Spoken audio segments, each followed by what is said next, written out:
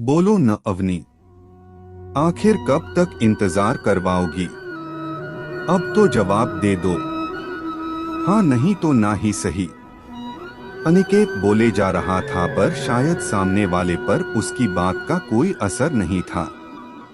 Background में जगजीत सिंह की गजल चल रही थी, झुकी झुकी सी नजर बेकरार है कि नहीं।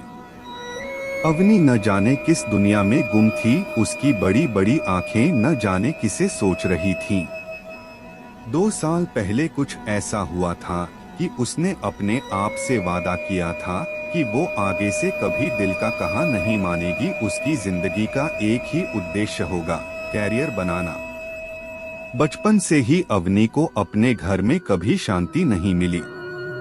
उसके पिताजी किसी भी छोटी बात पर गुस्सा होते और खामियाजा उसकी माँ को भुगतना पड़ता। शुरू में तो वह ये सब देखकर डर जाती थी, फिर धीरे धीरे उसका बालमन इन सब का विरोध करने लगा। 8वीं में रही होगी जब उसने अपने पिता का हाथ पकड़ लिया। उसकी माँ तो उस दिन बच गई पर अवनी की अच्छे से पिटाई हुई। उसी रात अवनी ने सोच लिया था कि अपने को इस लायक बनाएगी कि कोई उस पर हाथ उठाने की सोच भी न सके। हमेशा पढ़ाई में अव्वल आती गई। ग्रेजुएशन अच्छे नंबर से पास होने के बाद उसने पुणे से MBA करने की जिद पकड़ ली। माँ ने उसके पिताजी से बात की तो उन्होंने उसे जमकर कोसा, पर अब उसने ठान लिया था तो ठान लिया। आखिरकार माँ ने अपने जेवर गिरवी रखे और उसे भेज दिया। यहाँ भी अवनी काफी अच्छे नंबर से पास हुई। गोल्ड मेडलिस्ट होने की वजह से सारी कंपनियां उसे अपने यहाँ जॉब ऑफर कर रही थी।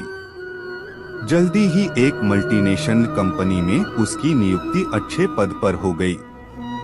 वहीं उसकी मुलाकात गौतम से हुई। कुछ ही दिनों में दोनों ने शादी का फैसला कर लिया। अवनी के पिताजी को इस रिश्ते से शायद खुश नहीं थे, शायद इसीलिए कि ये निर्णय उसने खुद लिया था। खैर, शादी हो गई। शुरुआत में तो सब ठीक था पर धीरे धीरे दोनों के बीच झगड़े होने लगे। शायद अवनी की कामयाबी गौतम से हजम नहीं हो रही थी। एक दिन गौतम ने उस पर हाथ उठाने की कोशिश की। ये सब अवनी के कल्पना से परे। उसे लग रहा था इतिहास अपने आप को दोहरा रहा है। उसकी नियति में भी उसकी माँ की तरह बस दुख सहना ही लिखा है। पर अगले ही पल उसने एक निर्णय लिया और कुछ ही महीनों में उसे इस रिश्ते से आजादी मिल गई। उस बात को आज 2 साल बीत चुके हैं पर अवनी ने अपने दिल के दरवाजे अभी तक बंद रखे हैं। शायद अब उसे किसी की जरूरत नहीं। इसके ठीक विपरीत अनिकेत एक समृद्ध परिवार का खुशमिजाज लड़का था। कुछ तो भगवान ने उसे शक्ल ही दिया था कि लड़कियां खुद उसके पीछे खिंची चली आती थी। जब कभी माँ उसे डांटती तो वो प्यार से बोलता, इसमें मेरी गलती थोड़े न है, अब मेरी शक्ल ही ऐसी है और करो भगवान कृष्ण की पूजा। उन्हीं के गुण मुझ में आए हैं। उनकी तो 16,000 गोपियां थी, मेरी तो 2-4 ही हैं। माँ सुनकर अपना सर पीट लेती। 24 का हो गया था। अच्छे पद पर कार्यरत था पर शादी की बात सुनते ही बिदक जाता। एक दिन किसी क्लाइंट का इंतजार कर रहा था, तभी किसी की आवाज सुनकर नजर उठाई तो सामने अवनी थी। न जाने क्यों ये सादा सी लड़की उसके दिल में उतर रही थी। दोनों ने परिचय दिया और काम की बातें करने लगे।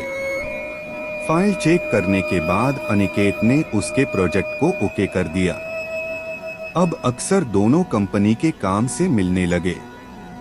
पता नहीं क्यों अनिकेत को ये लड़की कुछ अलग सी लगी।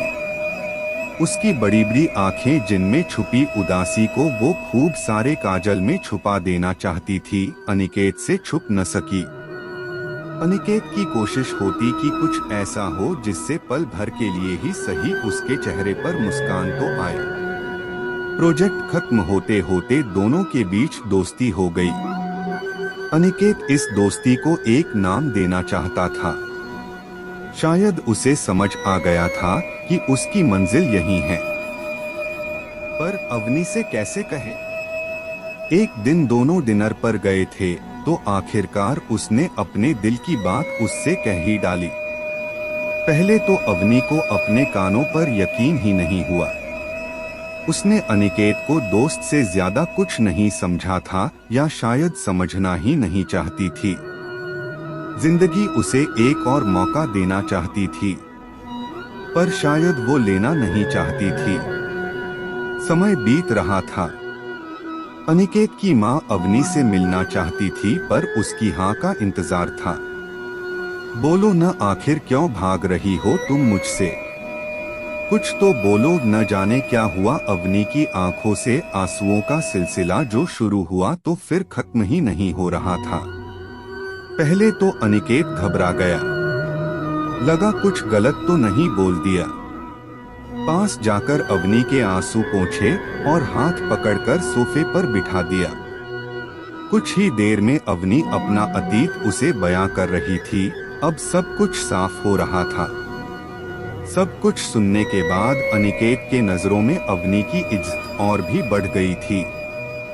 आगे बढ़कर उसने एक बार फिर से उसे प्रपोज किया और उसके आंसुओं के लिए कान पकड़कर उससे माफी भी मांगी। उसे इस कदर कान पकड़े देखकर उसकी हंसी छूट गई। अवनी की सहमति पाकर अनिकेत अपनी माँ को फोन करने लगा। जल्दी ही दोनों की शादी हो गई। अतीत की यादें अब धूमिल हो गई थी। शायद ऐसा ही होता है। वर्तमान की अच्छी यादें पिछली कड़वी यादों को भुला देती हैं।